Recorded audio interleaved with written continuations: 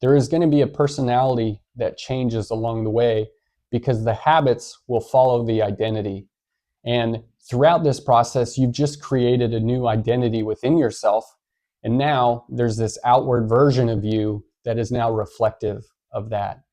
If you want to master your body and improve your fitness, then the fastest way to do that is by taking it slow. Especially if this is something that you're looking to create a lifelong habit around going forward, rather than being on the yo-yo diet or the yo-yo habit of exercise and everything else, where you have a lot of motivation out of the start and a lot of energy and desire and drive, but then shortly after you burn out. After taking some time off, then you get back into it. And if that follows the same routine and you burn out again, then the amount of time it'll take you to go through all of those cycles, rather than just starting slowly from the beginning, likely you'll end up at the same place in the end. But by taking it slowly, I believe that you're learning more along that process and focusing on creating a good foundation and then building up habits that stack on top of that. I'm Travis, and I've been helping people build physical and mental strength for the last 10 years as a personal trainer and physical therapist. And these are the phases that I like thinking about when implementing not only new habits for myself, but also others that are trying to not only get in shape, but feel better while doing it. I think it's really important to start with setting as good of a foundation as you can going forward, because all of these factors that you can be working on in this foundational phase are things that are going to not only be beneficial for right now, but they're going to continue throughout the entirety of your journey. And they're going to be what provides the most support for you achieving those goals long term. That's things like sleep, making sure that you're recovering as well as you can. Because what I always tell people is, if you imagine exercise or starting to diet and cutting calories and all these things, it's adding stress to your body and also to your mind.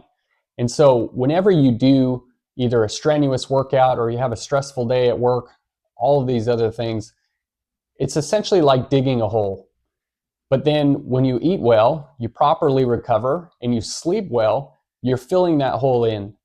But if you get to a point where you're overstressed, you're overworked, and you're underslept, you're digging the hole, but you're not fully filling it back in. So each time you go back and do another workout, you're digging even more. But what we want is essentially to create a little bit of a pile at the end of it. We want the dirt to be a little bit more than what it was before. And that's the way I like thinking about building muscle, especially. Because we need to give our body everything that it needs to recover and grow bigger and stronger. But without those factors, we're just adding more stress to the system. And so also in this first phase, it's good to think about exactly where you want this to go and how long you think it's going to take. So expectation planning. I know I've personally gotten into this trap, but I see it in others as well, where you are excited and you're motivated to start, but you under-evaluate really how long it'll take and underestimate how difficult that it's really going to be.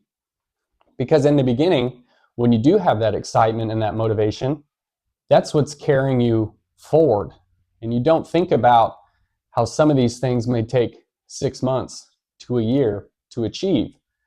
And so when you're putting all this effort in and you're not immediately seeing a result like you may have expected, or what that initial excitement and story you were telling yourself is what it was based around. Well, I'll do all these things, and after a few weeks and after a few months, I'll see this change.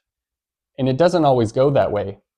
So using these first couple weeks to a month to really bring awareness around where you are right now, what things are stressing you out, what does your sleep routine, in your nutrition, in your exercise routine? What does that all look like right now? So getting a baseline of all of these factors is going to be the best thing that you can do before adding additional tasks to do each week, before even thinking about how many more times I have to go to the gym or how many calories do I have to cut. That'll get there in time. But for now, start with creating the most stable foundation that you can, and then build off of it from there.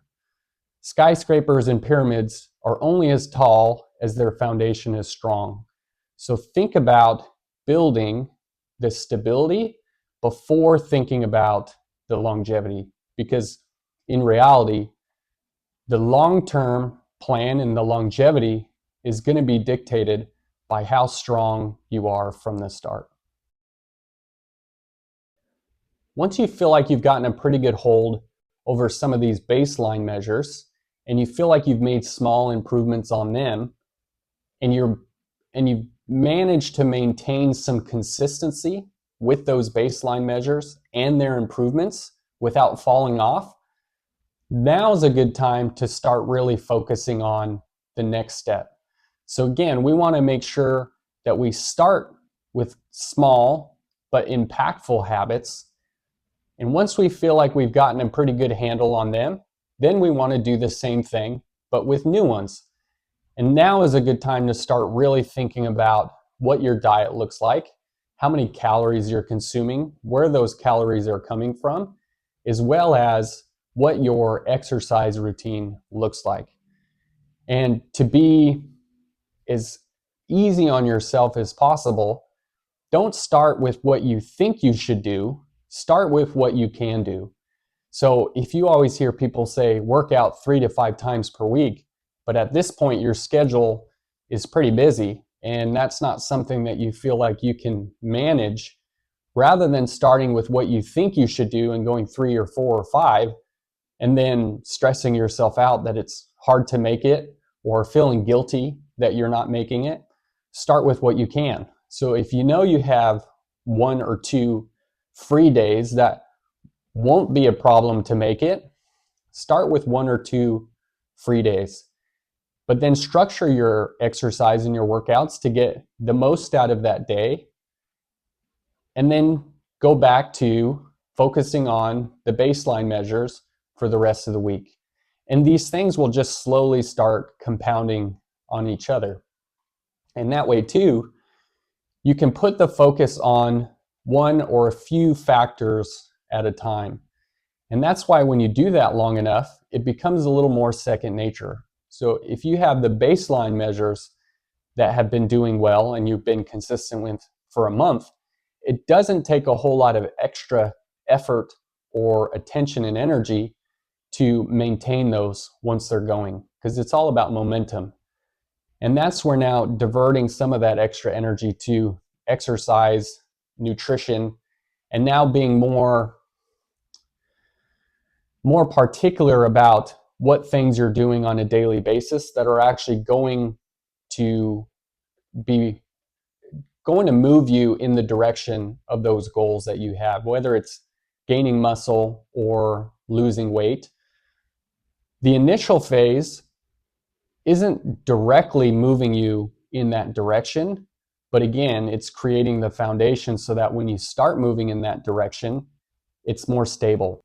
Now, this next phase in your journey is going to be the most difficult, because at this point you've been accumulating different habits, different things that you've been focusing on and working towards all at once. And this can be months down the line since you started. But this is also when you're getting close to achieving what your goals were.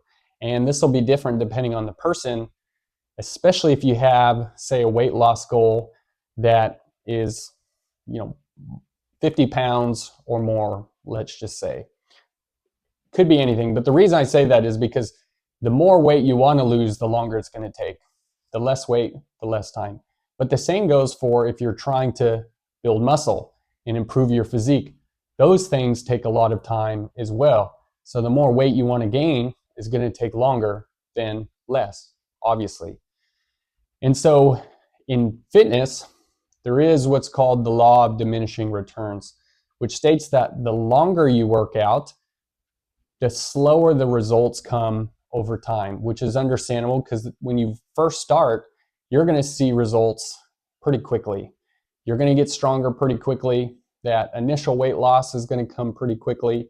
But then as you get closer, the results start happening more slowly and more slowly. And also, as you get closer to your genetic potential, those results are going to come even smaller and smaller as well, naturally, because there's only so much muscle you can gain. There's only so much weight that you can lose in a healthy way. And so this phase is all about getting those last few goals and reaching those targets that you've been working towards, but also now maintaining everything that you've been doing and working up to this point, which can be tough. And so again, you have a lot of different things that you're focused on at the same time. And being able to keep up with that can be fatiguing and exhausting. And so knowing when to continue to push, but also give yourself breaks at times is also important, again, for the longevity portion.